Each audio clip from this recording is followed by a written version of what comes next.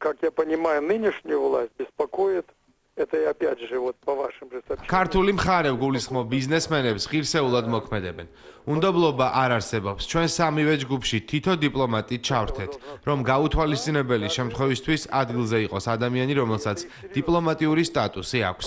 ჩვენ მსგავსი სიტუაცია წინასწარ გავთვალეთ და მოვთხოვეთ ქართულ მხარეს უსაფრთხოების გარანტიები. დაგვარწმუნეს, რომ ყველაფერი კარგად იქნებოდა. ასეც იყო, მაგრამ გუშინ საღამოს გაკეთებული განცხადებების შემდეგ გარკვეული შიში გაჩნდა. ბოლოს და ბოლოს ის პრეზიდენტია, რომელსაც აქვს ძალისმიერი ზემოქმედების უფლება.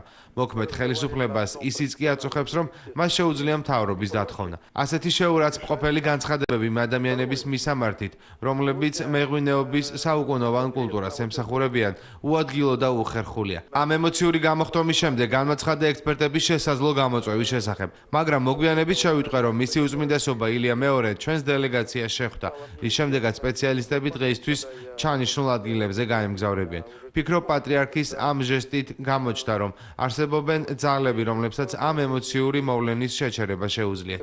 იმედია, ჩვენი ხალხი დაასრულებს მშვიდად მუშაობას, რომ მომავალი კვირიდან შემდგომ ეტაპზე გადავიდეთ.